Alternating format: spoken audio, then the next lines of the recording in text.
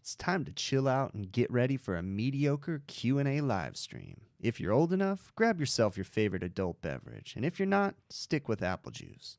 Put your feet up and relax. If you have any questions, feel free to ask them in the chat. And now let's cue up the intro music.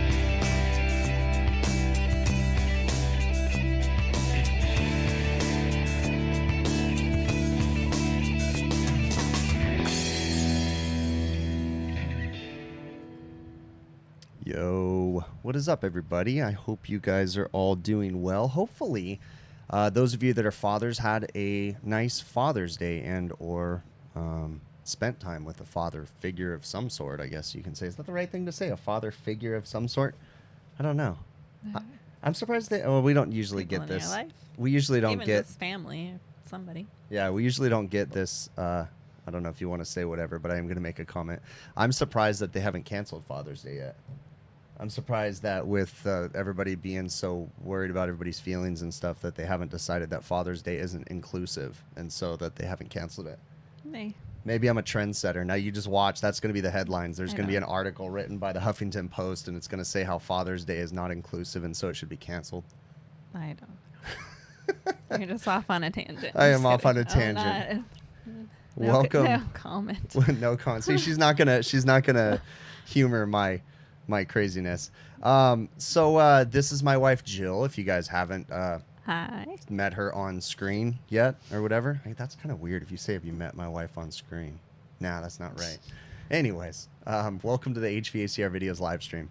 So for those that are new to the channel, my name is Chris. I'm an HVACR service technician here in Southern California.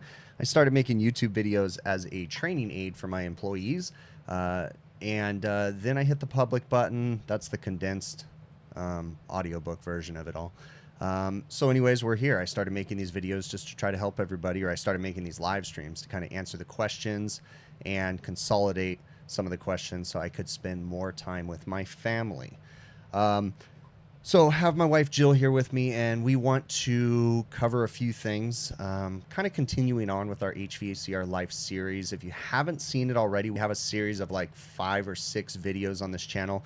We haven't done one in like 2 years, a year and a half, but well, actually, what We you guys don't know, recorded. we do We have just one. haven't edited. We just and never put posted it. together. I don't know. It just So it's funny because I don't know. I think it's in our heads a little bit too much about that because I feel like it's probably just fine, but I don't know. We both got done with it and we were like, I don't know. well, you kind of go off on these tangents, and then I'm like, wait, we weren't supposed to cover this or this or that. So you see, I'm just kidding. it's not just on my live streams and the various YouTube things that I do that I go off on tangents. My whole family's used to my tangents. It'll be like one topic, and then it leads into like 5 other things. That's me. The craziness does not stop on the videos. It just comes home with me.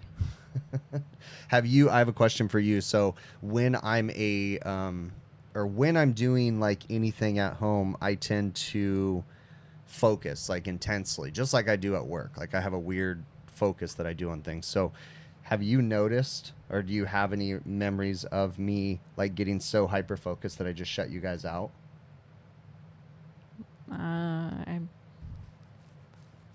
Any memories? I mean, that's No. on the like daily. Is it? Oh, it's a daily. There's too many memories to even bring it up. You're like doing something, and you start talking, and I'm like, "What are you saying?" And then you don't even acknowledge when I say, "What are you saying?" Because you're talking to yourself. I am. So I do talk to myself. And I realize, okay, I'm just gonna walk away. Yep. Oh, I'm just reading the comments right now. Yeah, so if you guys do have comments or things you want me to cover, do me a favor, throw them in caps lock. That way I can try to get to them. If I miss your guys' questions, feel free, send an email, hvacrvideos@gmail.com, whatever, if you have questions. And that's another thing, too. If you all, again, what we're going to do is talk about just kind of how Jill deals with my craziness and work and all that stuff tonight. And we're going to cover some other things, too. But in general, if you guys have questions, if your spouses have questions on how we make things work, understand something. We're not telling you how to live your life. We're not telling you how it's going to work for you. We're telling you how it works for us or how we deal with the chaos. Or how we've been through things. Like the more and more when we talk about all these little topics and how I deal with stuff, I think that as the years have gone on and our kids have gotten bigger, it's not as stressful for me as it used to be. So that's also something. If you have, I think I've always wanted to say, if you have younger kids, does get better as they get older. It's not as stressful. Yeah. Well, I don't know if it's not as stressful because For as a dad, we tend to bottle our stress up, and that's one of my biggest things is that I bottle things up, and then I don't know. I think it's just like an instinctual thing that's taught to us. I think it's just in men in general, we tend to bottle our emotions and not talk about them, and then. Well, for you still carry a lot of stress. Your job hasn't changed. I'm talking about like with the kids. Oh, and you're like talking you about not the being stress that home matters. and The stress stuff. that matters. No, okay. like your stress, like our stresses are different, but like my stress. Yeah, no, I know. Isn't as much as it used to be. Right. In a different way. And yeah, I agree that you are coping with it better. I don't think that the stress has disappeared. I think you've just learned how to cope with it. Is my thought on it. Does that make sense to you? Yeah, in a way, but yeah, you probably don't see it how I see it too, I guess. Right. So for those, again, we have new people watching right now, so we're going to kind of go back a little bit. So Jill and I, we started dating in high school. We went to rival high schools in the same community, and we started dating. So we have been together since we were kids. I think she was 16 and a half, and I think I was 17 or something, somewhere in there. But we started dating really young, and we got married, 5 years later or something like that, I think, about that. Anyways, so the point I'm trying to make is that Jill, in essence, grew up in this industry, just like I did. Okay, so to give context and to make everything completely fair, you've grown up in this, so I think this is all you've ever known. So I don't know if that quite makes your experience the same and or... But I think other people have schedules like that they've brought into relationships. Like Yeah. when we got married, I was still working nights and you were working days, and we still found time to do things and have, Yeah. you know, trips and vacations and, you know, minimal, but, Right. you know, like, and I think, And I wasn't you know, trying to people make, to deflate you or anything. I was just saying in general, we have to point out to these people. That was the point I was trying to make. I realized I probably came across the wrong way, but the point I was trying to make is that all of our situations are going to be different. So, you know, just because something works for us doesn't necessarily mean it's going to work for you guys. But at the same time, I want to say one of the biggest things when I talk to people, when I hear people's stories, when I read stuff on Facebook in the different groups about husbands saying how their wife doesn't understand this trade, or the one that drives me bonkers is this trade is responsible for my divorce. That doesn't make any sense to me. And let me ask you that. Is it fair for someone to say that their trade is responsible for their divorce? I don't think that's a fair statement at all. I mean, I don't know.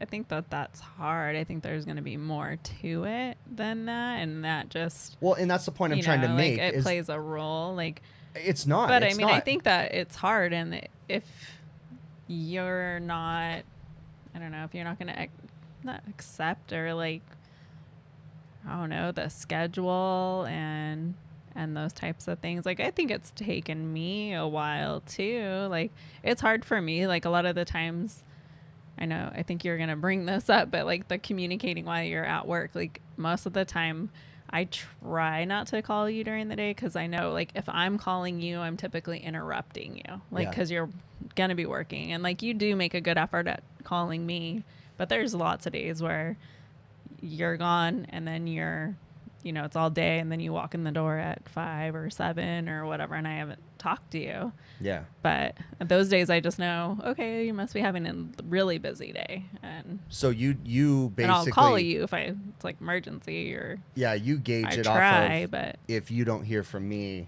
I'm just busy. Yeah. Is the kind of thing. What I try to do on a regular basis, I want to get back to where I started with that. But for once, you sidetracked me. It wasn't me sidetracking you. But you know, I try to communicate with her as much as possible throughout the day. I try to remember, even sometimes if I only have a minute, like in between something that I'm doing, I'll give her a call and I'll just say, hey, just wanted to check in. It's a super busy day. And then, you know, sometimes you'll start saying, oh, and you want to tell me a story, something that happened during the day. And I have to say, I can't talk right now. I just wanted to check in. I'll call you back later. So again, I'm not saying that fixes our problems, but that's kind of one of the things that's worked for us. But I want to get back to the point that I don't even know how we got there. Like, well, I want to get back to the question that I started it with, and the topic that drives me nuts when I hear people say that HVAC ruined their marriage or is responsible for their divorce. HVAC is not responsible for your divorce. You are responsible for your divorce because you're a human and you have a choice. So I'm not trying to say you're wrong or whatever, but you have a choice. You can't blame it on your career because you choose to go to work and you choose to do what you do. You do have a choice. Now, there's repercussions if you change that, but to blame your divorce or your relationship problems on your career is an invalid statement, in my opinion. So it is what it is, you know, take it as it is. But, okay, so with this trade, it is a busy and can be a very stressful trade. So in my opinion, it's how we deal with those stresses. Now, in the past, I have not had, and she can attest to it, I haven't been doing good with stress. I think I've been better lately, but I'm still having a really hard time. I think that maybe it doesn't come across. Occasionally I say something in my videos, but I try to stay as positive as possible. But at the same time, just like when I used to edit out my mistakes on my YouTube videos, when I stay completely positive all the time in my videos, it's not real. So I try to show more and more of the real me in the videos. That's why I leave my mistakes in my videos and don't edit them out anymore. I felt like an imposter syndrome thing, okay? So for me to go out and say that everything is rosy and always positive is not a fair thing. It's just not. Recently, and we've been kind of discussing some of the comments because we've had some interesting comments lately on the channel. And let me preface this. and I'm going to ask you, do you think I take the comments to heart? Do you think that they eat at me? I wouldn't necessarily say they eat at you, but I know we've had a couple conversations where you'll get like one like negative comment and you're like, oh, I just, like those irk and bother you. And I'm like, yeah, but think about the thousands of good comments. Like those are so much more.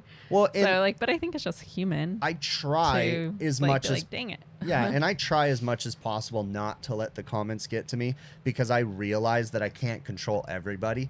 But one thing that I have been doing, and I don't mean to come across as snarky, I don't know if it comes across as snarky to you, maybe not, is with some of the comments, not all of them, well, with some of them, I like to go ahead and respond. And I kind of passive aggressive, maybe, I guess, but maybe slightly, but I try to genuinely ask people a question. When they come onto my channel and leave a nasty comment, first off, I don't delete comments unless they are like vulgar and or belittling other people, that kind of stuff, or restaurant names. If you're trying to guess restaurant names, I delete those ones. But I'll leave negative comments. I don't mind negative comments, right? Because constructive criticism, I think, is a good thing. So I do learn from the comments, but I've been trying to respond to people and ask them questions, kind of like, what is it that you think is so bad about my channel? I think recently I had a comment this last week that kind of bothered me, but then I don't let it dwell with me, but someone had said in the comments, as if I don't read my own comments, he said, this guy needs to, so he's talking in the third person or whatever, but this guy needs to stop putting commercials in his videos or something like that, and, or he said, I'm starting to think about stop watching or something, or he's not going to watch a channel anymore. That kind of stuff I do occasionally respond to. And, I just don't understand that. You're free to move on. Like, don't take it the wrong way, but if you don't like my channel, move on. I'm not going to change it. That's one thing I have to stay true to, and I'll ask you about that too, but I have to stay true to the fact that I don't want this to become a job that I hate. I enjoy the videos, so I have to show. Do you think it's fair that I show my like what I show in the videos sometimes? Like I show how it's real, sometimes how I might be a little bit frustrated, Yeah, and I think a lot of the times people that have something negative to say, or they're responding like that, like they're just looking for other people to be like, oh yeah, like, and see how many people they can get, like, I don't know, even starting just arguments, like, just, yeah. I always do like to think one thing that does make me kind of laugh, and I challenge you guys to do something like this too. I don't know if I've ever told you this, but when I have a comment, from someone, like especially a dude that's like really, really rude, because I rarely get any females even watching my videos, but let alone commenting, but usually it's a guy, and you could just tell this guy just needs to be heard, kind of a thing. And I always just imagine that this guy probably goes home, his spouse probably beats him, and he just comes on the internet and feels like he has to just say something, so it's like, it always makes me laugh thinking about that. He has like little man syndrome. Today. No, that's, I always try to, I don't know, whatever. Anyways. So let's go through here. Now let's talk about this bathroom story. Oh, you're intrigued, guys. So in the comments, I put a little note, because I have a sheet in front of me right now of things that I want to talk about. And so when Jill sat down, someone said something about a restroom story, and she's really confused. I'm like, how come I don't know? I think you've heard this story. What do I not know? What do I need to know here? So, all right, first off, for full context here, if you don't watch the HVAC Overtime YouTube show, all right, on Friday evenings about 6:05 p.m. Pacific on YouTube, myself and several of my friends, we go live on another YouTube channel called HVAC Overtime. I'm going to preface this with saying, if you don't like bad words and you don't like guys talking to each other like they do at a bar or something like that, you don't want to go to that channel. But if you want to laugh, have a good time, Friday evenings, it pops up on there anyway. So we have all kinds of conversations. So full context, this story goes with a trend on that channel about issues that I have. Okay, let's just leave it at that. But if you're curious, go over to that channel and check it out. We're always talking about it. But anyway, so I was working a couple years back. I was actually working at Riverside City Hall in the city of Riverside, California. So I was working at Riverside City Hall for an outside vendor that set up a food space in City Hall, basically. And had to go to the restroom really, really bad. Like almost wasn't going to make it. So make my way into the restroom, do what I got to do, sitting down in the restroom, and there's nobody else in the restroom. And then all of a sudden you hear the door open up and you hear clip, clop, clip, clop, clip, clop. And I'm like, that's a curious sound. And then you hear the stall next to me open, and, you know, you can see underneath the stall when someone's sitting next to you, and it was high heels. And I'm confused and I'm scared at this point because I'm sitting in the stall, right? And now there's someone next to me. They hear work boots. They obviously had to know. Yes, right? Because they could see work boots, right? So that's funny. So I finished what I needed to do really. Well, I waited for the person to leave and then clip, clop, walking out. And I'm like, okay, what is going on here? So finished what I need to do, and I'm like, all right, I got a bolt for the door. Wash my hands. Actually, I didn't even wash my hands. I washed my hands, ran out the door. I mean, I didn't wash my hands, ran out the door, turned around, and it said women on the door. And then I went straight into the men's room, washed my hands in there, and then went back to work. So have you never heard that story? No. Oh, gosh. That's funny. Yeah. That's very funny. Oh, man. You had to go so bad you didn't even care which one it was. Yes. Oh, well, no, it wasn't that I didn't care. I thought I was in the men's restroom. Whew. That's pretty I was funny. just had tunnel vision making my way to the bathroom, so had to go, you know. But but it's funny. Anyways, we won't go there. But you'll have to read up in the comments. There's more like now. I think there's so many more all gender bathrooms. Oh yeah. So we won't really run into that. As so much. the all gender restrooms, if you guys don't know what it is, we don't get like crazy political. You know, keep personal beliefs and stuff, whatever, out the door. But here in the state of California, you know, whether I agree with it or not, they instituted that you have to have restrooms that are acceptable for anybody to go into. So I don't know if you know this, but the main reason why you have an all-gender restroom, and there's usually only one or two of them, is because it was cheaper than and less made them less liable. Basically to build a separate restroom. So oftentimes they'll build them in a separate place. It'll say all gender restroom. And then again, but anyways. yeah, there's still like men and women and then an all gender, or it's just an all gender. Or sometimes it's a family bathroom before that and stuff. So anyways, so as we go off on all kinds of tangents on this channel, see, she does it too. But anyways, I probably so let's that off on you. Yeah, exactly. Let's get into that hours thing real quick. So when, you know, in this trade, I get busy in the summertime, right? It's funny though. I don't know if you realize this, but on the flip side, if you go to the Midwest or the far East Coast, especially up towards the north, those guys don't have as much of a summertime, and their busy time is the winter. Yeah, so like because it doesn't get to they're the slammed. temperatures it And gets here then in the summer, but then if you didn't know, like heating calls. Yeah, and a lot of those homes too, they don't even have air conditioning, you know, and that, anyways, that's a whole thing. But so it's kind of cool. You know, it's funny. My daughter had made a comment, again, going off on a different tangent, because my daughter helps me sometimes with editing and stuff and transcribing my videos. And she commented, she's like, you know, I'm going to know how to like fix stuff, just because like she can hear me talking on the phone or something. And then she'll be like, oh, is that what you were talking about in your video? Because she watches them and edits them. So it is kind of funny. I want to talk to you about our kids, you know, whatever. But with our kids, let me ask you this.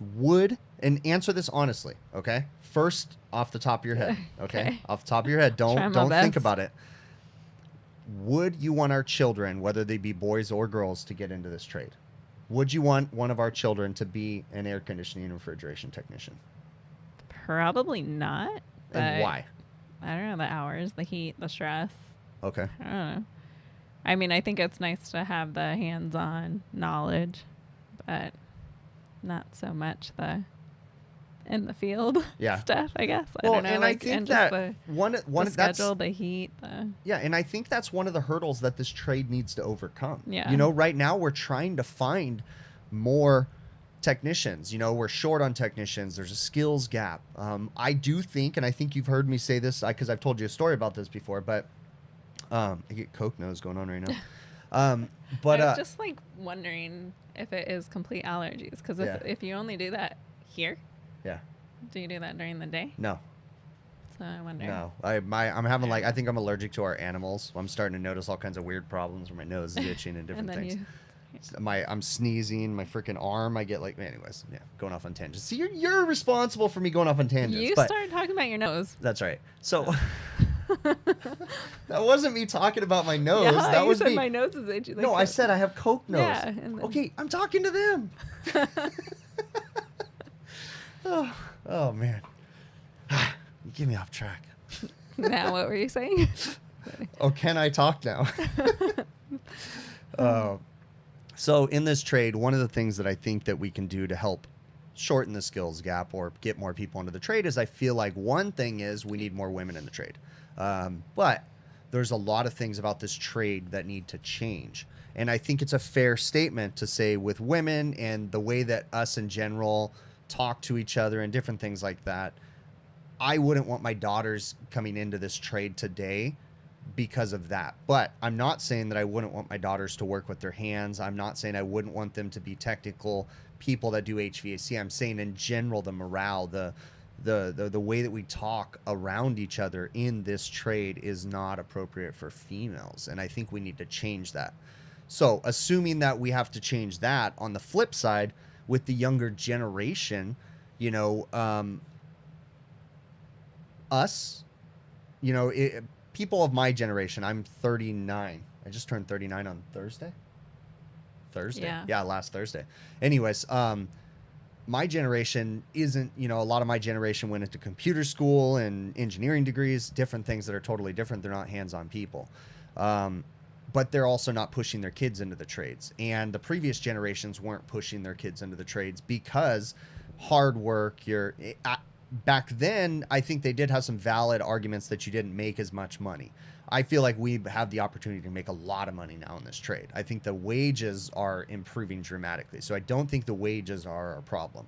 But I think that the general work environment, the 24/7 being on call, and here I am a business owner and I realize these are the problems. But that's one thing that pushes people away is the on-call schedules, the 24 hours a day service calls, the long days, the hot attics, the different things like that.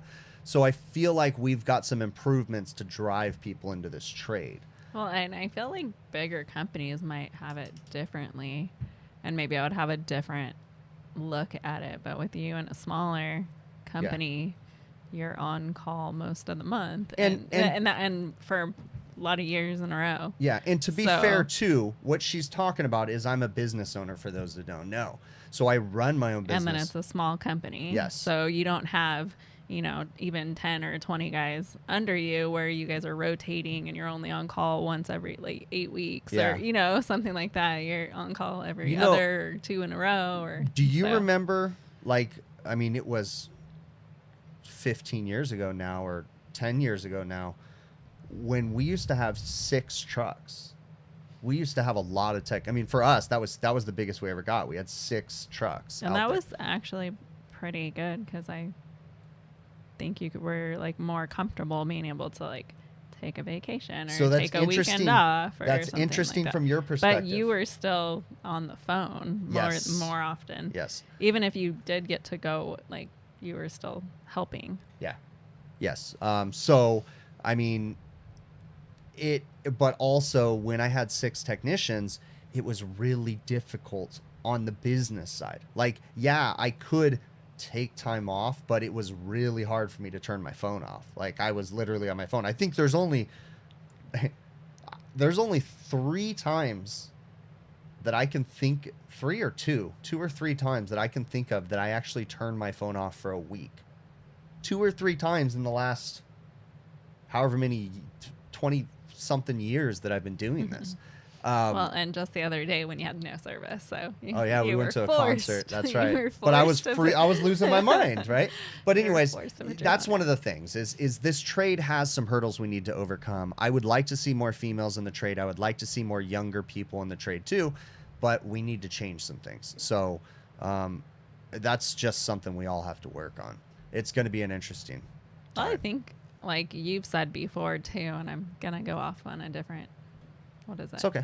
Change the subject. Yeah, I'm not changing the subject. I'm just elaborating into it, like for more kids to know about it, like to be talking about these trades in high school. So when they're like looking at careers, they're not like so small, narrowed, like at what's out there, and everybody's focused on I want to be, a teacher or a doctor, or like that. There's more other careers out there. Interesting thing just the is typical. I have always been a somewhat mechanical person, but I didn't want to do this. I didn't want to work for my dad. I didn't want to work in HVAC. I grew up doing it and I hated it.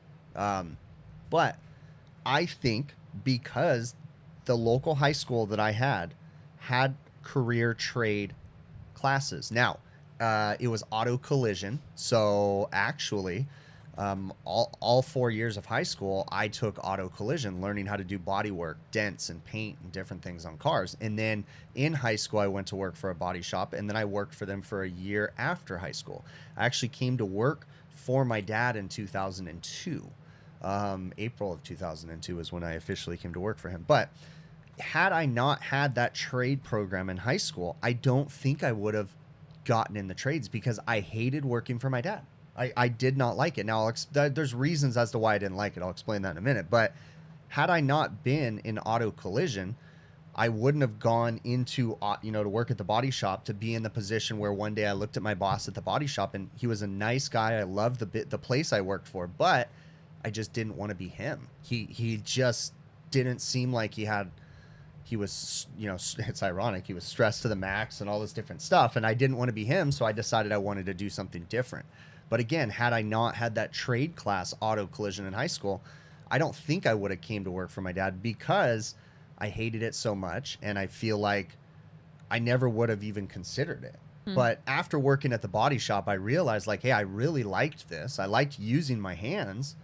And I don't know. I just finally was talking to my dad one day and I was just like, yeah, I want to come work for you, And so there it started. And it definitely was a different way than a lot of people get into the trade too, I would think. But we definitely need more of the career ed things. Do you remember when we went to our daughter's introduction to the school or whatever, to high school? They had like a career fair out there or something. Or no, they were trying to sell the high school, right? So they had all the clubs out there and the different programs so you could be excited for your kids. Were you with me when I went up? Because they have a trade program at her high school. And I went up and talked to the trade teacher. And I said, hey, my name is Chris. I'm an HVAC service technician, And I explained the whole presence on social media and YouTube and stuff. And I said, hey, I'd really like to get involved with your school. Do you remember the story? I mean, I think you knew you were going to go ask, and then you did, and then they were like, yeah, he wasn't interested. Kind of like, not that. He was just like, and I was kind of like, really? But I think we mentioned something recently. I'm not sure to who, and they said you might want to bring it back up because they would probably be more open to it. So now. I could do that. I would love to be more involved in the high school trade programs and stuff. I'd love to be able to get more kids. I'd love to be able to recruit kids out of high school, come work for me, go to school at night. And that's the thing, like with my business, one thing my dad started and we continue to do. If someone comes to work for us, and this is where a young kid would benefit from it tremendously, we will pay for their schooling. Yeah. I'll pay to send them to go get a degree. If they're getting something, right, as long as they take HVAC classes too, if you want to get a degree, we'll pay for that as long as, and what we do is we make them pay for it up front. And then we basically, if they pass the class with a B or above, then we reimburse them for all their expenses. So like, I would love to do that more. It's just, how do we get these kids into it? So let's have a look at the chat and see what's going on in there. See if we're missing anything in here. Thanks so much. I saw super chats coming through. Pat Finley, Ike, I saw one from you earlier. Thank you so very much. Will, thanks for continuing to be a supporter of the channel, man. It's awesome. So do I think quality craft work limits you to a company of 5 techs? You was told this by an old timer. Peter Grady. Yes, actually, Peter, that is a really, really good question. And yes, I am limited by my employees. I do say that, okay? Nothing against my employees. I have great guys working for me. But each person, I I can tell the type of person that they are, and some people aren't motivated to go any farther. Some people don't have the drive or the ability to learn, you know, bigger, better stuff. So I stay in my lane, and I stay with employees because, you know, I stay with what my employees are comfortable working on, basically. So I am limited by them, for sure. That's a really interesting question. So, and again, there's nothing wrong with that. I'm not saying there's anything bad, but like, the stresses involved with me hiring a chiller technician to come onto my company, and then now we have a chiller division. Okay, the problem with that is that my main techs, you know, that are the normal side of the business, they can't come over and back the other guy up. So unless I hire multiple guys, we've got one guy that's going to be working every single day. You know, it's just, I just don't want the extra stresses of bringing more stuff on. So I don't want to say it's just my employees that are the problem. It's just, it's me too. And maybe the fair statement to say is because the type of person, and I'm going to ask you this, the type of person that I am, I totally lost my train of thought right there. Don't even know. I don't even know if you know how to respond to what I was going to ask. I totally lost my train of thought. Go figure. Whatever. Anyways, we'll move on. Lost it. Hamilton saying, talk to my local schools. Programs exist to feed you apprentices. Yeah, they have those with the community colleges, just not with the high schools yet. Let me see. Tools. Jill, I'm going to ask you a question with the YouTube stuff. How do you feel? Do you think it's excessive, the stuff that I buy for YouTube? Cameras and different things all the time? I mean, you're pretty good at, what's the word? Justifying? There you go. So I don't really know. Okay, you need it? Okay. Who am I to, Yeah. who am I to say? I just thought that would be a funny question. Yeah. So I mean, I tend to don't have really question the things when I'm like, hey, I need this for, you know, tennis. Oh, or, yeah, you know, yeah. it's not my job. It's, you know. So let's go back to that because you actually brought something really good up. So tennis. In high school, you were athletic, you played tennis, but after high school, life happened. We got busy, we had kids, you were working. Tennis became something that just kind of was forgotten. Oh, yeah. Yeah. You It know, was like an every occasional. So I got a question. Often. When is snowboarding coming back for me? You said you can't afford to get hurt, so no snowboarding for you. I'm just kidding. I don't know. That's true. And that's, See, I think that's what I've holding your brainwashed own you. self back. I've brainwashed you. So when I was in high school, snowboarding was my thing. But anyways, the reason and why we need snow here in California. That hasn't happened that in hasn't a happened while in a long either. time. Yeah, So. that definitely hasn't happened. But back to the question. So where was I going with that? You sidetracked me again. You sidetracked yourself. Tennis. You were talking yeah, about me so playing tennis So and getting back into one of the things tennis that lately. I noticed a long time ago, and I think I recently told her about this, but one of the things that I noticed a long time ago, many years ago, was I noticed that she was starting to get, like, she was home alone with the kids all the time, and I knew she needed to get out. At the same time, she found a resource that helped her, you know, talk to people, and that was like a group. I don't even know if they do them anymore, but it was a mom's group. Yeah, when the kids were younger, almost up until I would say our oldest was like 10. So, I always tried to be in some yeah, sort of mom's group, but that took me a couple of years to find. I want to say our youngest was probably 3 and 2 or 3, Yeah. 3 or 4 maybe even. And somebody said, "Oh, you should look into mom's group," because that's when we lived away from family and all the friends we had.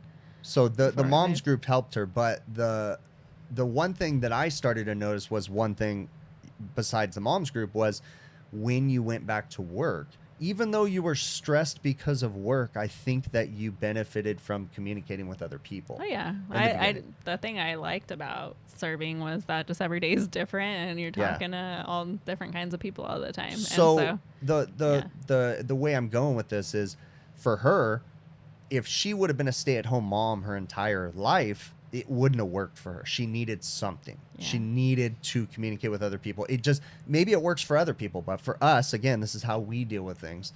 That wouldn't have worked. So her going back to work was beneficial. Yeah. And I saw that. And then even when, for a brief while, you went back to school and got your degree, and that benefited you, you know, even though there was added stress because of that, because you homework and different things, like just the human social interaction was the biggest thing. So for her, she needed to get out. When I think she had mentioned something. We were driving one time or something like that, and she mentioned, oh, those tennis courts look cool, you know. And I was like, hey, you should totally get back into tennis, you know. Well, yeah, well, also played a role in our daughter starting high school, and we were talking about her trying it out, Yeah. like for a sport, just because it's nice to be involved in a sport in high school, in my opinion. And so she was getting into it, and then you said, hey, why don't you, Yeah. you know, go back, because we have some courts nearby that we can have a membership to. So I got back into that, and then we both, my oldest daughter and myself, took lessons, and then I met some people through the lessons that play often, and So it's so been really that nice for her is for kind me. of what helped was Yeah. was joining a group, being involved with people, even though again there's all kinds of different stresses because of those. Starting a Girl Scout troop, you know, it Yeah, was we did Girl beneficial. Scout troop for a It was while. beneficial Yeah. and it helped you, but then there was a lot of other stuff Yeah. that came with it. But the point I'm trying to make is for her, she needed to stay busy. She needed social interaction. So I encourage everybody out there, figure Find out what it is something, that yeah. you need, Well, you know, yeah, or your if- spouse needs. And I've always enjoyed being active. So even for a long time, it was like I was part of like a mom's group. We got together and walked or something of that sort. And then I've usually had a gym pass. And then with COVID, that's what shut down the gym pass, and then kind of inspired us to get back outside and go to the tennis courts. Yeah. Peter Smart, thank you very much for that super chat, man. That is unbelievably awesome. Ike, awesome, bud. Thank you. You're awesome too. Wow, these super chats, these are amazing, everybody. Thank you very much. You know, that's one thing that I do have to say thank you for, is everybody's support. You know, there's several ways you can support this channel. I do put in a lot of time to it. While selfishly, I do get a satisfaction from it too. On the flip side, it does help having a little bit of extra income coming in to make up for the time, because let's be fair and say that I probably spend on average 2 to 3 hours a day on YouTube. So if you figure I work a 10-hour day, then I'm possibly spending 2 to 3 hours when I get home doing different things. I'm not trying to beg for pity or anything like that. I'm just pointing out. And this also happens with other creators too. So one thing that has benefited is that Jill has been able to step up and help me out. And we were convinced by a lot of you viewers to start doing merchandise. And that's one thing, is she's really able to help with the videos as she handles the merchandise. So an order comes in from one of you, and amazing this last week when I posted about my hats. Good gosh, everybody. Thank you very much. I want to address don't let me forget to address the pricing of the merch too, because I want to talk about that. But damn it, I keep losing my train of thought here. That's kind of what I'm doing for work now, is helping you there you here. go. I left my job being a server Yeah, because and I was so gone during that- the night and he was gone during the day. So we were just kind of bypassing each other so often. And then with COVID, being home for 6 months off work, Yeah. and then realizing, hey, I can take on this instead of having to go to work. Right. So I can work from home now. And Yeah, and so that's kind of cool too, is she gets to be home, and she gets to, and I think it's important too that you get to see a glimpse into why I do this and the reasoning behind it, because you get to see the interaction.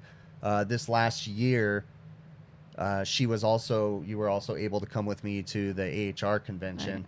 Right. And I think even though you didn't stay for the trade show, you came in, Yeah. we hung out, you saw the trade show, you got to meet a lot of my sponsors and different people. Yeah, So that was really nice. cool to be Yeah. able to interact. To see the whole world here, and Yeah, and so further. this allows her to see, your guys' comments and different things all the time too. So thank you all so very much for that. Yeah, lots of orders in, so thank you guys. Yes. That's awesome, and they should be going out tomorrow. Yes. Those that have Oh, yeah, ordered in the tell your past few story. days. Tell your story. Oh yeah, I rushed home. We had like a whole morning, and I had an hour, and I was like, I'm gonna get all these orders done, and then mailed out and filled all the orders, loaded the car, drove to the post office, and it's closed today. I was like, oh. We were just all so well, excited to get the orders yeah. out. Well, I so, try. Yeah. I try my hardest when I see them to, get them out the next day or the day of. So. Yeah. So one of the things that I did want to say again, and I think I try to make this as clear and try to be as transparent as possible. So with the merchandise, you know, we never planned on selling merchandise. That was not our goal. And in all honesty, the first couple people that asked me, I thought those were weird comments. Like, I'm not going to sell merchandise. That just wasn't my thing. But enough people kept saying it that I started thinking about it and we decided to do it. But when we were pricing the merchandise, we wanted to make sure that we're not over here just trying to sell t-shirts. Like, it's an advertising thing, you know, it's all that stuff. So we appreciate all the support, but we try not to step on the merch too much. And I mean with the pricing, okay? So for the most part, we make depending on, because we have free shipping with our stuff, right? So it's built into our pricing basically. But we try to make about $5 an item, okay? So we're not over here trying to just make crazy money off of anything. You know, we try to make that, and then usually like $1 of that or so, you know, goes to, I guess that wouldn't be our profit then, but that it kind of goes to shipping and different things. Yeah, so, and depending on average. shipping, I think a lot of people have probably noticed this too, but it used to take like, depending on, it was like 2 to 3 days with shipping, and now I'm noticing it'll tell me it's like 4 or 5 days. Yeah. For some places, and then some places it's 3 or 2, and it's like, so Yeah. just an FYI, if it's not coming as quick as you think, it's the mail. Yeah, so it's kind of crazy, but you know, understand something. We are we're not experts at this. We're just trying to have fun with it. We're trying to balance it out. I think getting you involved a little bit kind of makes it a little more fun. Getting our daughter involved makes it a little more fun. She's behind the scenes, and then potentially we have talks of getting my other daughter involved too with some changes that we're potentially going to make to the channel. So let me ask you that. So when it comes to the YouTube stuff, I know we're kind of getting off the HVACR right now, but when it comes to the YouTube stuff, do you think I'm too crazy with like all my different ideas? I'm always coming up with ideas on how I want to change things. Now, whether or not we implement them, I don't know, but I have a million ideas written down of like where I want to go. I don't know. I think it's always nice to like have goals or have something new to do to mix it up and keep you interested. So I don't think you're crazy, and a lot of the times it works for everybody. Yeah. So. And you know, one of my goals with this channel, I mean, it seems a bit extreme, but I think you're on board with it too, is when our children move out, when they're, you know, moving on and, you know, starting their lives, I ideally would like to step away from my refrigeration business and do some sort of traveling, training, some kind of consulting thing or something like that, and continue to take HVACR videos to different locations. Like, that would be a goal of mine. Whether or not that's all going to be realized, I don't know, but some portion of that will be realized, because something to think about for the future. This is definitely what I like doing is this. So, you know, again, I guess this kind of does go back to HVAC too. You know, another thing to remember is I'm over here trying to explain to people how you deal with HVAC, but I don't even really talk about how I deal with HVAC. You know, I guess that's probably not something that we talk about. Honestly, I don't think I've ever talked about that before. You know, but how I deal with HVAC is by having hobbies, by having things that I can focus on. Now, unfortunately, because of my craziness in my head, I really can't have more than one hobby because I'm hyper focused on it.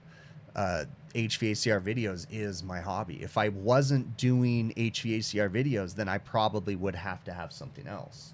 You know, some kind of a vice, something that I look forward to doing. Now, I've also given up things. Well, yeah, and I think that in the past, like you've gone through different things, like on your free time, the little free time that you used to have or have at some points. You rode quads, and you know that's true. You know, like there's then little different bursts of like different things that you try to do in the little free time that you get, and I think that the YouTube stuff helps because you're so, I don't know, thrown in with the HVACR. So like it's just kind of a bonus, and to have people that like know what you're doing and know what you're talking about, to have people to talk to. Well, get people to relate to. Really, because it's very, very, it's not very real. Ironically, I live in a place like California where there's tens of thousands of HVAC service technicians, probably more than that. But I don't bump elbows with them. I don't run into people outside of my business. I just don't in my social circles or anything. So the fact that I'm able to find friends on the internet, right? My fake internet friends that, you know, I can relate with and do, you know, that's important. So again, for us, how do I deal with HVAC? By finding my friends, by focusing on things that I enjoy, focusing on my family too. And that's one thing I want to kind of close up your segment with. This is focusing on our family is really important at the same time. Now, I say this because I know that I don't do this properly, but we need to spend more time with our families. We need to make them a priority. I've been trying to make it more and more of a priority. I also have an interesting dynamic, not trying to make excuses, but I'm also a business owner. So I'm not just an HVAC service tech. So the stresses involved in that are kind of crazy too. But so we have to communicate with people. We have to explain that stuff and, you know, try to spend more time with our family too, I think is very important. So. And we try to get you on your like free weekends or something. We go outside. I don't know. We're looking forward to the summertime because we'll get to take some time to go paddleboarding, hopefully, coming up. So just little things that you can find those things. You enjoy as a family. Baseball games, you know, occasionally. Yeah. We would like to go. So I'm going to go ahead and jump into a few of these questions that don't really pertain to you. So if you want to bounce, I know she didn't necessarily want to be on here this long, but I'm going to jump into the last part where she doesn't get bored. Talk about a lot of things. So anyways, if you guys have any more questions, you can email or whatnot, but we'll see you later. All right. Bye. So a couple other things that I want to cover, and then I'll get to the chat a little bit too right now.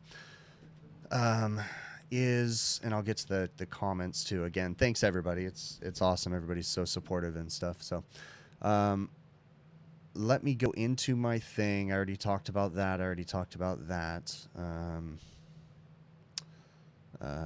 want to get to a technical question that Zach had asked me. So Zach had emailed me asking me when I'm working on exhaust fans if, I grease the bearings, because he was saying that they don't, and he just noticed that the bearings had Zerk fittings on them. Okay. So, yeah, definitely when you're working on exhaust fans, if you have greasable bearings on a set schedule, you do want to be greasing those bearings. Understand something. You shouldn't necessarily be squirting grease in a bearing every single month. You know, grease bearings are only supposed to be greased so often. You follow the manufacturer's instructions, but yes, you should be servicing the bearings on the exhaust fans and the motors. If they are greasable, you need to follow manufacturer specs though on how to grease them. Definitely something you need to do. Let's see what else. HVACR 125. Yeah, it was discussed earlier in the stream. Let's see what else. What else do we got going? I'm looking in here. Yeah, Jill on Instagram, if you're interested, my wife, who is just on here, if you guys are just tuning in, she has an Instagram page called at HVACR Wife, WIFE. So it's at HVACR Wife on Instagram.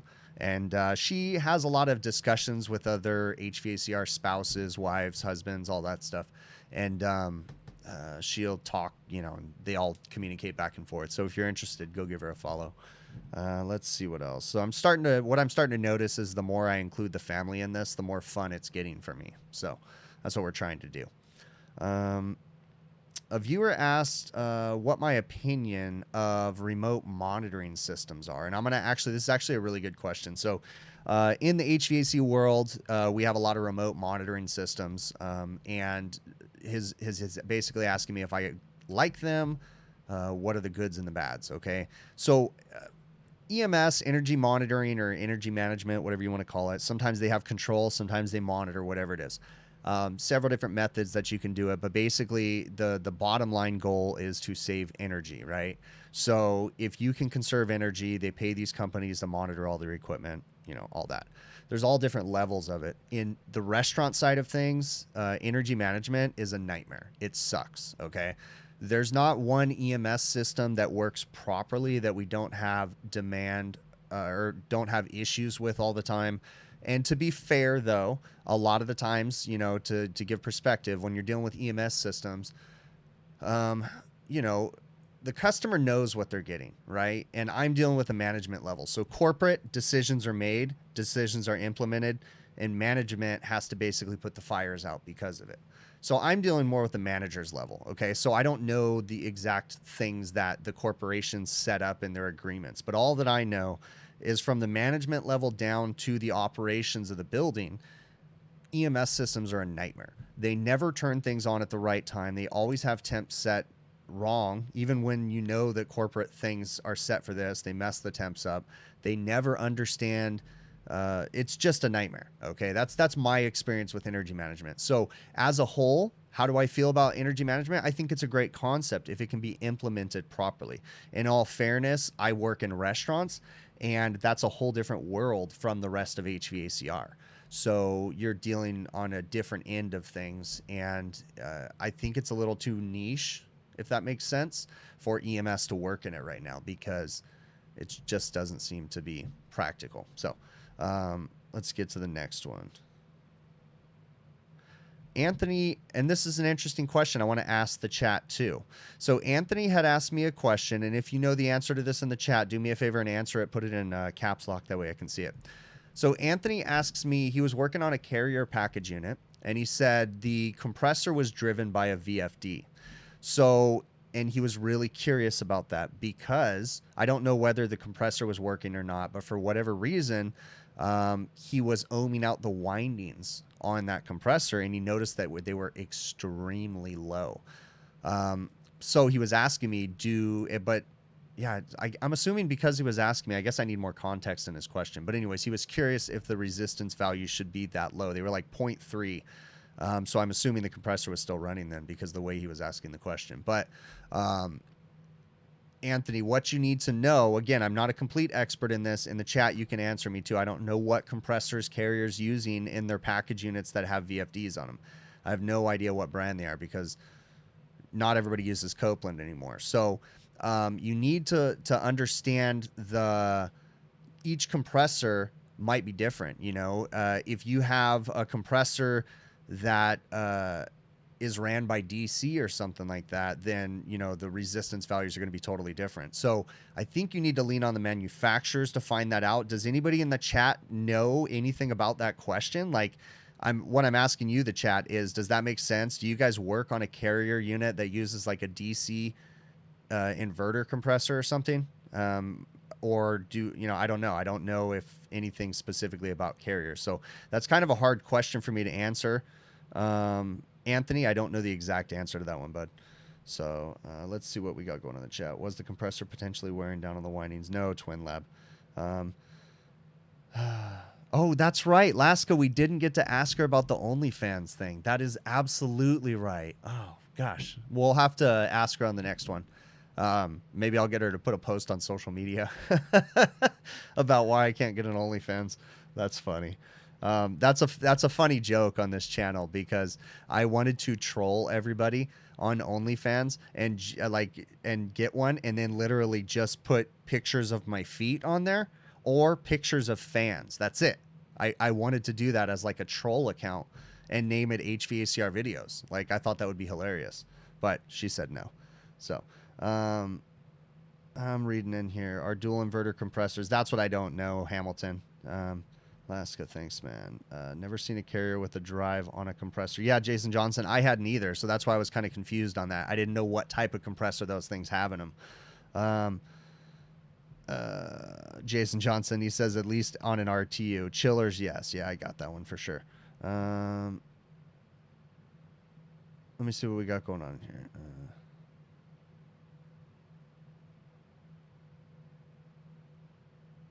Yeah.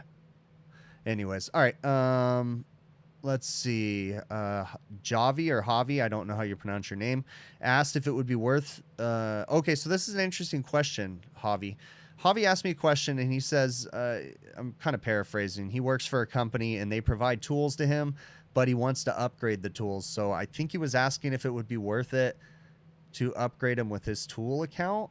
I'm assuming that was the question you were asking, Javi or Javi. I mean, Yeah, I don't know. I don't know the dynamics of your company and why they would differentiate a tool account. Well, I guess a tool account would come from because they wouldn't have to give you the money. So I guess I see where they're going with that. But anyways, you know, anytime you can upgrade your tools to more efficient, of course, but don't just buy tools. I feel like, and in all fairness, see, actually, I just realized a problem with my channel. It just hit me right now. But I mean, it's not a problem, but I mean, it's just a repercussion of things. But, you know, I don't want people to have to, just because they see me using a tool, like they have to go buy that tool. I don't intend on that happening on my channel. Yeah, I have advertisers and different people that I work with, but my intention is not to make people go buy tools. So I hope you guys don't get that from me. I hope it comes across that I'm being sincere when I talk about the tools that I like to use. And if you want to know my sincerity, if it makes sense to you, you know, I just started working with sponsors like Field Piece and stuff in the last 2 years. So previous to that, the previous 3 years to that, I didn't have anybody and I was still using the same tools. I just like making videos that help people. So if a tool works for me, I hope that it works for you. So hopefully people aren't getting the point that I'm trying to say they have to go buy these tools. Okay. So Javi, anyways, I went off on a tangent on that one, but, I think upgrading your tools is always good if they're going to benefit you. If it's going to save you time and they're going to be more efficient and more precise, then yes, I think it's worth upgrading your tools. Invest in yourself. But the question I have to you, if you were to use your tool account, are those your tools when you're done? Or do they have to stay with the company? So those are things that I'd be kind of curious about. But I also need a little more context to your question. That way I can answer it more appropriately. Let's look in the chat. John Deere fan asked in my sandstorm video, where was I expecting a bad Graslin defrost clock? Oh yeah, I was thinking all the Graslin clocks and all the time clocks in general were going to be messed up on that roof, but they weren't.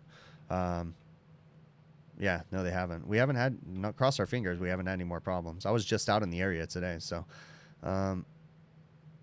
let's see, what else do we got in here? Where did I learn to manage a business? I didn't. Trial by fire. That's how I learned to manage a business. So lots of mistakes. Lots of mistakes. Let me see what else is going in here. Next video, let's see me diagnose with analog gauges. That one guy. I'm sure you can find analog gauges in some of my earlier videos. I don't really use, I use stubbies, analog stubbies when I'm working on some like R290 equipment, but I don't use analog very much anymore. I appreciate, one of the things that I still keep analogs, I no longer have an analog manifold on my truck. I just have stubbies. I have a spare, because I always have 2 manifolds in my truck.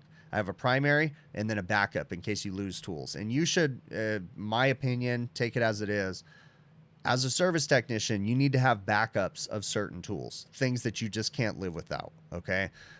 So always have backups on your truck. Now, it's probably impractical to have an extra recovery machine, extra vacuum pump. That's not very practical, but wrenches, service wrenches, gauges, different things like that. Always have spare oxygen and acetylene. That's a whole nother thing, but I'm going off on a tangent.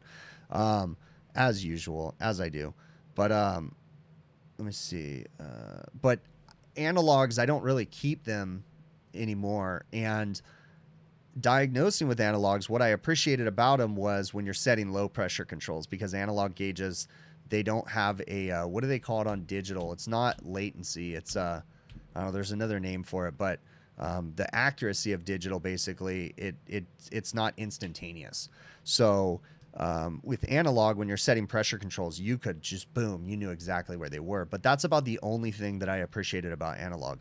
Other than that, calculating superheat was just dumb. Calculating subcooling is just dumb, because those are fluid numbers. And that's one of the things that it just irks me when people still say that analog's the only way to go.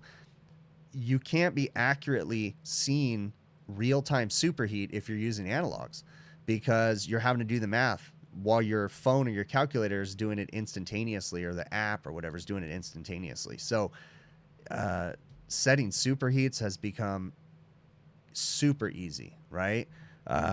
You know, much more precise too with digital. That's one of the big things.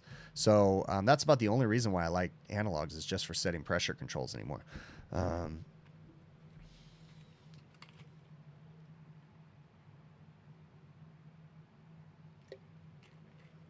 let's see. One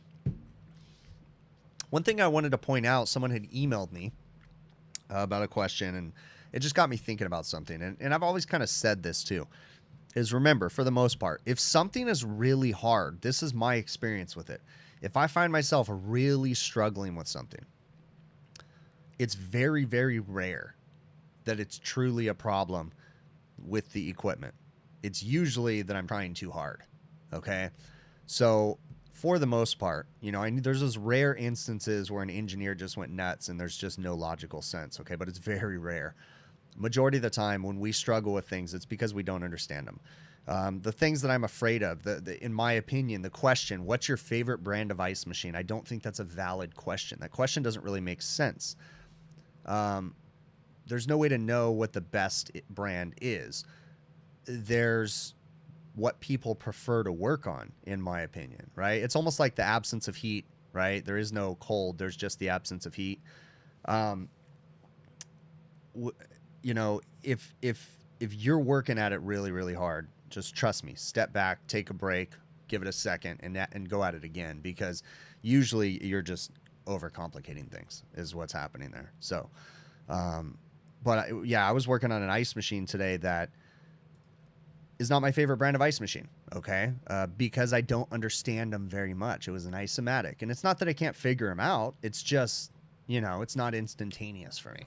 So working on it, and we're having some bridge thickness issues, and ended up being the harvest timer. Well, I'm going to do the harvest timer and the pressure control, because both of them are acting kind of wonky, not making sense to me. So we're going to replace those two. But, you know, if you ask me what my favorite brand, what the best brand out there, I don't think there's a best. There's what your service tech is comfortable working on. I have preferences. Like, I prefer working on this brand because I'm more comfortable with them. But is it valid for me to say the other brand is a piece of crap? I don't think that's a very valid statement, because everybody has different opinions. So just remember that, you know, don't try, you know, don't get stuck in a bubble when you're trying to figure something out to where you know, it's so easy, it's right in front of you. Don't go down that path, because I've done it too many times. Let's see. Everything is fire. Would I buy my own expensive equipment like that? No, because I mean, we purchase our employees' tools. You know, they have to bring their own hand tools, but we purchase all the big stuff. That's how we do things. So I don't think I could ever work for someone that didn't do that. Let's see what else we got going on in here. How many gauge sets do I keep on my truck? I have 2. So a main and a secondary. Do I know of any of the local SoCal wholesale houses that have Vito tool bags on display? You want to see which one would be a good fit. Howard Sharp. Yes, if you go to Sigler's, Sigler has a large quantity of Vito products, usually at their locations. The Riverside and the Ontario branch both typically have a lot of Vito stuff. I tend to see a lot of Vito stuff in train supply houses. Wait, no. No, train supply houses just have a lot of interesting tools, but I don't think they have a lot of Vito. But Vito, that's probably the only place you can actually physically grab them by hand. If you guys are interested in purchasing tools and you do want to go the online route, Howard, it's fine if you want to go local. I understand having to hold it. I'm that kind of person too. But if you want to go online, check out TrueTechTools.com. I do have an affiliate code setup program with them. I like to purchase tools from them. I have for years. But I have an affiliate setup. If you use my offer code, big picture, one word, you'll get an 8% discount. I get a small commission from that. So check that out. Let's see what else we got going in the chat. How do I make videos and run a company? AB refrigeration, heating and cooling, very unsuccessfully. It is an absolute challenge. So, but let's be fair that I still do have my dad working in the business. He doesn't work in the field. He's more of a office role, you know, doing estimates, quotes, some pricing stuff for me and helping us with that. So I do have help. It's not just myself. And then we have a secretary that comes in 3 days a week too. So anyways, I mean, it's not just all on me. I do have people working for me and working with me. So let's see what else we got going on in here.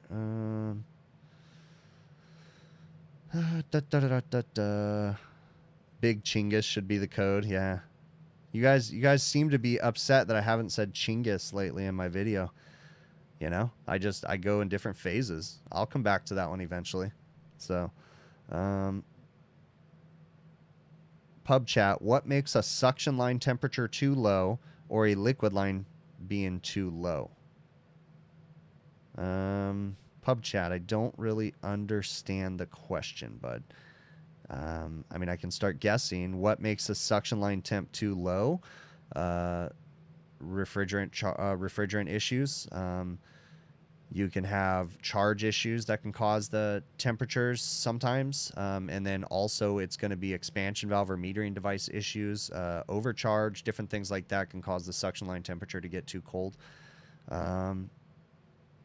Some of those inverter-driven compressors can upgrade. Oh, 300 hertz. Okay, we're going through that. I'm looking through, seeing what I'm missing. Let's see the new RC car I got. So, Cyborg Sheep. Let's see, I don't think I have anything right here. My wife and my kids got me an RC car for my birthday. My birthday was actually on Thursday. And so I'd been looking at getting like a Traxxas car or something for a very long time. But I'm just a very... It's hard for me to spend money on stuff like that. So anyways, I just usually have been looking for the last couple months. I'll go into the Hobbies store probably 3 or 4 times in the last couple months, and I just stare at them for a little while, think about it, go home, think about it. And so my wife finally got sick of that, and she went and bought me one. She bought me a really awesome one. So I've been playing with it all weekend. But anyways, where's the RC car? It's currently in pieces in my office because I just had to fix it because I already broke it over the weekend. I smashed the body up. I broke a steering arm. I already got it all fixed. I haven't gotten a new body for it, but I'm not going to do that right now. It's a fun little hobby they got me. It's an expensive hobby though. Good gosh. I went in to go buy the parts that I broke, and then I'm already buying like upgrade kits. Like I do not need a lighting kit for my RC car, but yeah, I do, right? So I bought like an upgraded lighting kit. The silly things we do. That's the kind of stuff I think that helps me. Again, going back to the question that I was talking about when my wife was on here earlier, like how we live the HVACR life, and I always seem to focus on her, but it's me too. And we need to talk about us.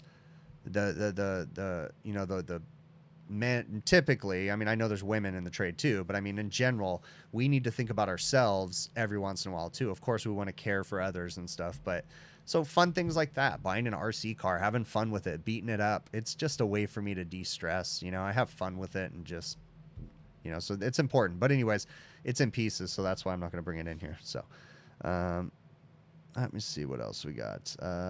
Do my customers like my videos or do they think I'm milking the clock? No, I've actually had really good feedback.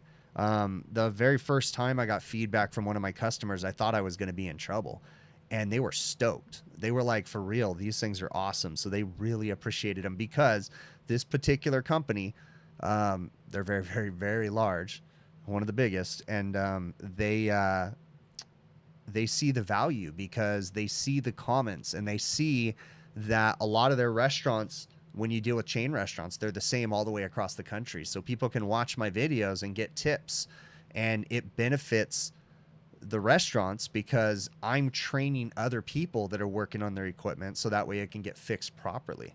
The bottom line in this trade is we just need to fix things. We need to be more thorough. And even I have room for improvement. We all need to be more thorough.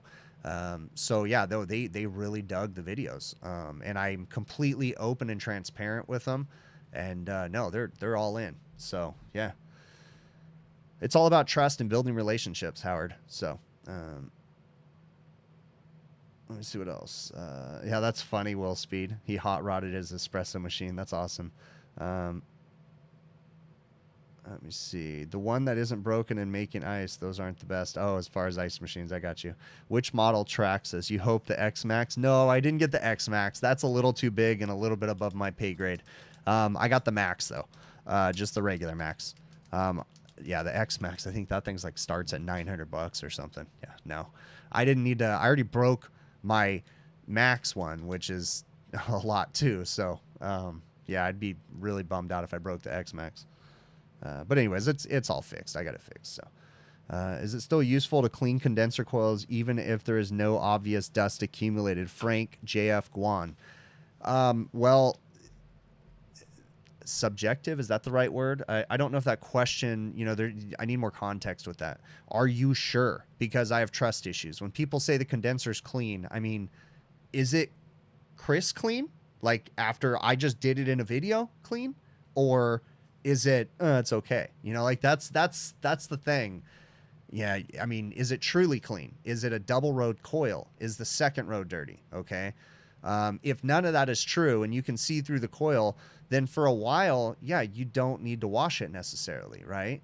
But there's going to come a point when dirt's going to accumulate inside that coil and it's going to be hard to see, but it's going to start to affect performance. So does it hurt to wash your condenser once a month? No, it doesn't. Shut the equipment off safely, get power de-energized, clean the equipment properly once a month minimum, you know, and you should be okay as long as it's done by a professional that's trained and everything. So let's see, what do I think the future will be with the shortage of technicians?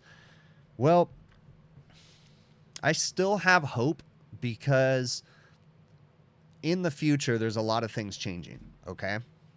And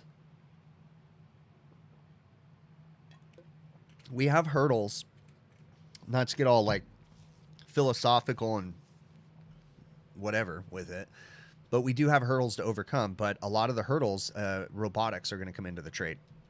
There's going to be robots doing remedial jobs. They're going to be, you know, doing things that a simple logic program and some motors can handle, right? Moving things, flipping things, you know, as far as cooking food, timers and different things where it can flop food over. You have ovens that have logic built into them, different stuff like that. With all that, they're trying to replace workers. Okay, let's just bottom line it with business the way it is and labor rates going up the way that they're going up and taxes and employment problems and different things like that. These businesses are trying to find ways to save money. And one of the biggest costs in a business is labor, okay? So if you can reduce the labor and you can still sell the goods, then that business is theoretically going to be profitable. But with that being said, they will be getting rid of a lot of remedial job workers. It's just going to happen, right? We will still be technicians. So the future for HVAC, I think, is going to be better because there's going to come a point when a lot of people that can't go do those remedial jobs, they're going to start looking for other jobs. And, you know, some of them are going to be technically minded. So they're eventually going to come to the trades because the trades are still going to be fixing the robots. We're still going to be fixing the driverless cars. We're still going to be, you know, I mean, technicians are going to be fixing things. We're going to be doing good. We do have some speed bumps right now with our economy and different things going on, getting the younger generations into the trade. Yeah, we've got some speed bumps to overcome, but we're going to get past them. I mean, we have to. It's going to happen. But technicians are always going to be here. You know, even if you have a computer doing the diagnosing, you're still going to need a technician to change fuse, you know, like the computer says to do or whatever. So in our lifetimes, especially, we're going to be employed forever. So this trade is still going to be doing great. It's just going to, we have some hurdles and some speed bumps right now, but it's going to get better. Once we start convincing people that the trades are a great place, it's definitely going to get better. Work on any natural gas VRF heat pumps as of yet? You believe the brand is a line engine driven? No, Bob Y, I have not. That's very interesting. Have not worked on any of that equipment. All right. Interesting. I see Ty's in here. Ty says Gen Z is more likely to be tradespeople. Yeah, I mean, when you look at the trends, slowly fading away, getting further and further away, the cycle is going to come back for sure. So, for sure. Let's see what else we got going on inside of here. You drive a truck, but you love my content. Glad you can make a live. Why are they phasing out R22? Morgan Malore? I hope I didn't butcher your name. If you guys didn't hear, Morgan is a truck driver and he watches the videos. So why are they phasing out R22? Because R22 is a refrigerant, and the refrigerant has what at that particular point in time when they started the phase out of R22, it had chemicals in it that were not good for the environment. And so it's always been on a roadmap that they were going to start phasing out those chemicals because they started realizing they were causing problems. And this is the nutshell explanation, right? So as each refrigerant comes in, what I call the hippies, right? Good or bad, I just call them the hippies. It's just a funny term. But the hippies are always going to find something. I mean, if you think about it, we use too much water. It's a natural resource on the planet. we're using it for things that it wasn't meant to be. I mean, the hippies are always going to have a reason for us to change things. And the hippies can be a good thing too, because they make us be more environmentally conscious sometimes, right? Sometimes it's ridiculous, but they're always going to want something. So the fact is, R12 was phased out, R11 was phased out, 502 was phased out, new refrigerants came out. The new refrigerants are out. Those refrigerants are going away. Every refrigerant is going to be going away eventually. So just hang on, learn how to deal with temperatures. And I know I'm going into talking to a technician now, but you know, don't be afraid of all these different refrigerants. So, let me see what else we got going on in here. Okay, I already answered that question.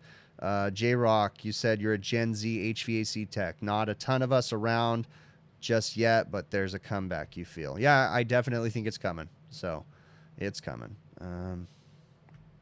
All right. So what do I say to myself on the days I start to hate the trade? Honestly, I haven't crossed my fingers, had a lot of those lately.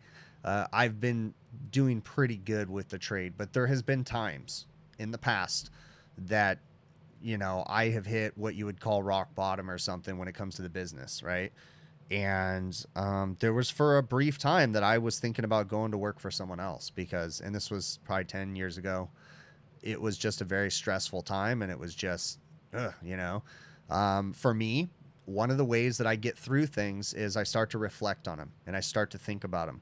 And when I reflect on things, the first thing I go to when I'm trying to find a person responsible or what is responsible for why I'm upset or what's going on, I always reflect on myself first. Okay. Look at myself and then try to justify to myself why I'm not the problem. Majority of the time I end up finding out, and especially when I hit that rock bottom with my business, I realized the reason why I was miserable, the person who was responsible was inevitably me. And I needed to change the way I thought about things. I needed to change my attitude, the way that I stressed out about things. And for me, that's what made me get through that time. Whether or not that's the answer for everybody, I don't know. But for me, I always reflect on myself first. Hopefully I answered your question as I went off on a tangent as usual. Why are they changing the paint color, Justin's asking, of refrigerant? Because they ran out of colors. That's genuinely the answer. The true answer to that is they ran out of colors. There's too many refrigerants. There's not enough colors to work with. And the phased out refrigerants, you know, like R404A was like an orangish color, just like 407C is, but yet they're two totally different refrigerants. I mean, they were just button heads with the refrigerants, and they had to do something. So the easiest thing for them to do, whether or not you agree with it or not, was just to make them all monotone and have labels on them. Now, I do see issues with that, right? Of course I do. But I mean, it works, you know, you just got to label your bottles. So that's what I do. If I'm worried about it, I write on the bottle when I buy it, because sometimes the bottles will get all scratched up and the labels will get worn off. I've had that happen. So I try to write on them in different places that won't get scuffed up. So let's see what else we got in here. So why didn't they keep the colors on the ones they had? Because they wanted to be all inclusive. They didn't want the other colors to feel bad. All right, let's see what else we want in here. Flammable refrigerants are going to be a great time. Austin, flammable refrigerants really aren't a big deal, man. Been working with R290 refrigerant for at least 5 years now. I mean, you know, the first time I did a repair on an R290, yeah, I was a little more cautious. I don't want to say that I'm not cautious. You always got to have some sort of fear in you. You just be prepared for the worst, right? But it's not a big deal to work on hydrocarbons. It really isn't. You just follow basic refrigeration practices.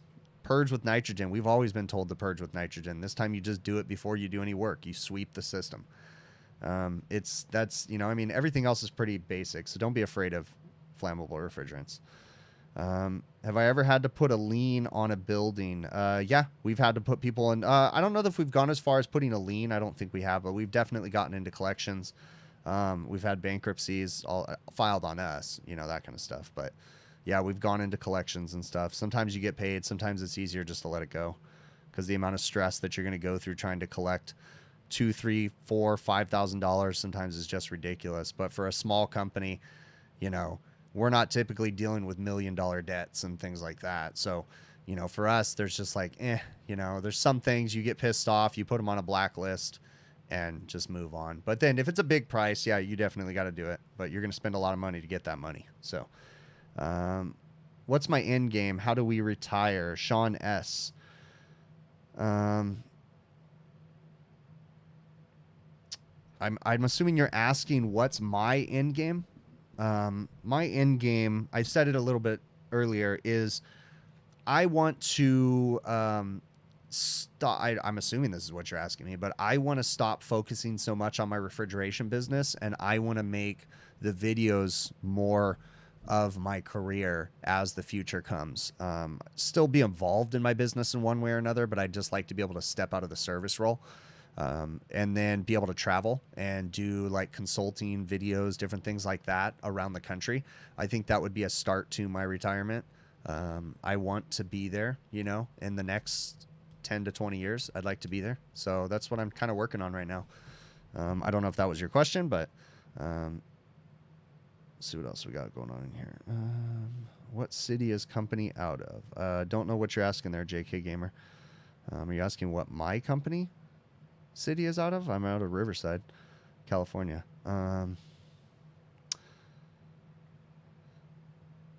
There is no retirement. Alaska said we die like men on the roof with a manifold and meter in hand. There is no retirement. Is stationary engineer controls a good choice after the trade, Mr. Green? To each their own, bud. I mean, that's a very interesting question, and it's going to change for every single person. Stationary engineer is a good job. I mean, you're going to sacrifice some things. You're going to get a lot of good benefits when it comes to your work schedule, your on call. You're going to be actually working a scheduled shift. Your pay, depending on where you're going to work, may or may not go up, but your benefits usually go up tremendously.